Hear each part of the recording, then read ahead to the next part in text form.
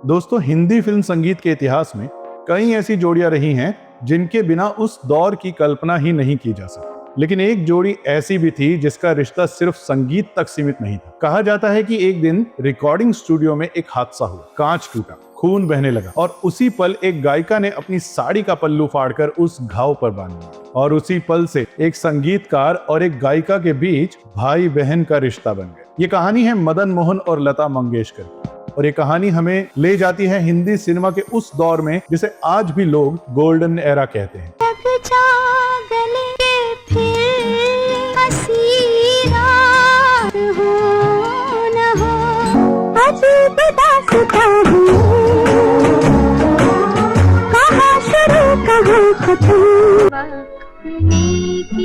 क्या हंसी सितम, तुम रहे न तुम, हम रहे न हम।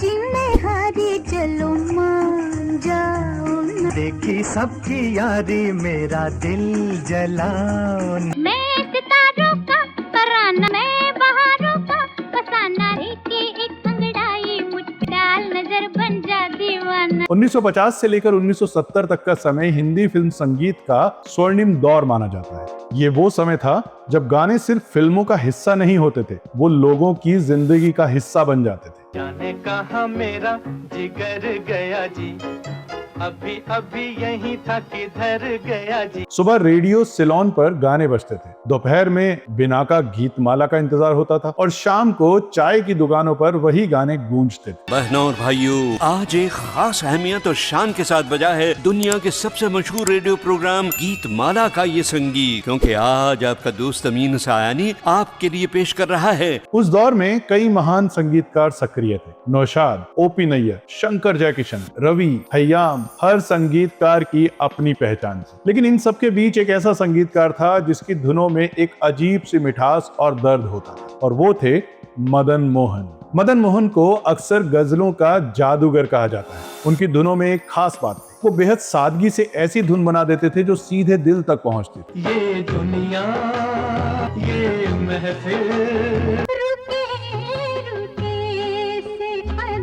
दिल ढूंढता है फिर वही फुर्सत के रात दिन। उनका संगीत अक्सर भारतीय रागों से प्रेरित होता था और यही वजह थी कि उनकी धुनों में एक गहरी भावनात्मकता होती थी। लेकिन उनकी धुनों को अगर किसी आवाज ने सबसे ज्यादा खूबसूरती दी तो वो थी लता मंगेशकर की आवाज। नैनों में बदरा छाए, बिजली से चमके हाय, तू जहाँ जहाँ चलेगा मेरा साया, मिलो न तुम तो हम घबराए, मिलो तो आँख चुराए। मदन मोहन खुद कहा करते थे, अगर मेरी धुनों की कोई आत्मा है तो वो लता की आवाज है। लता मंगेशकर और मदन मोहन की जोड़ी ने हिंदी सिनेमा को कई अमर गीत दिए। उनमें से कुछ गीत तो आज भी सुनते ही दिल को छू लेते हैं।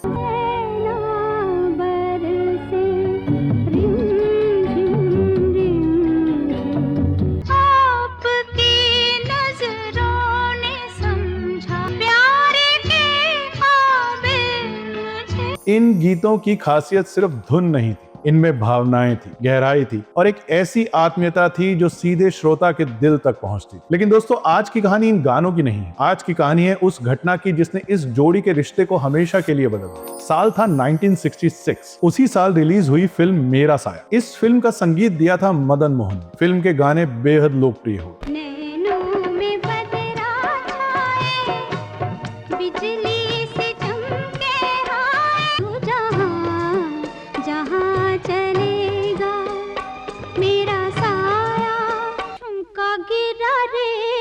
बरेली के बाजार में आपके पहलू में आकर रो दिए। लेकिन इन गानों की रिकॉर्डिंग के दौरान ही एक ऐसा किस्सा हुआ जिसे आज भी पुराने संगीतकार याद करते हैं। आज के समय में गाने कंप्यूटर पर रिकॉर्ड होते हैं, गायक अलग रिकॉर्ड करता है, म्यूजिक अलग रिकॉर्ड होता है और बाद में सब कुछ एडिट करके जोड़ा जाता है। लेकिन 1960 के दशक में ऐसा नहीं था। उस समय रिकॉर्डिंग पूरी तरह लाइव होती थी। एक बड़े स्टूडियो में 40-50 म्यूजिशियंस बैठते थे। वायलिन सेक्शन, तबला, ढोलक, सितार, गिटार, बांसुरी और सामने खड़े होते थे गायक। अगर किसी एक से भी गलती हो जाए तो पूरा टेक फिर से करना पड़ता था। एक दिन मेरा साया की रिकॉर्डिंग चल रही। मदन मोहन बेहद परफेक्शनिस्ट थे। रिकॉर्डिंग के दौरान उन्हें लगा कि एक वाद्य का स्वर थोड़ा गलत है। उन्होंने म्यूजिशियन से कहा, भाई तार थोड़ा कस लो। रिकॉर्डिंग फिर शुरू हुई, लेकिन वही समस्या फिर सुनाई। मदन मोहन को यह बिल्कुल पसंद नहीं आया। उनका स्वभाव ऐसा था कि वो संगीत के साथ कोई समझौता नहीं करते। गुस्से में उन्होंने पास के स्टूडियो के कांच पर हाथ मार दिया। कांच टूट गया और उनका हाथ बुरी तरह कट गया। स्टूडियो में अचानक सन्नाटा छा गया। सब लोग घबरा गए। खून बह रहा था। तभी वहां मौजूद लता मंगेशकर तुरंत आगे आई। उन्होंने अपनी साड़ी का पल्लू फाड़ा और मदन मोहन के हाथ पर बांध दिया। धीरे धीरे खून रुकने लगा। मदन मोहन ने मुस्कुराते हुए कहा, ये तो राखी का डोरा है। और उसी पल से दोनों के बीच भाई बहन जैसा रिश्ता बन गया। दोस्तों, शायद यही वजह थी कि जब भी लता मंगेशकर मदन मोहन की धुनों पर गाती थी तो उन सुरों में एक अलग ही आत्मीयता सुनाई देती थी।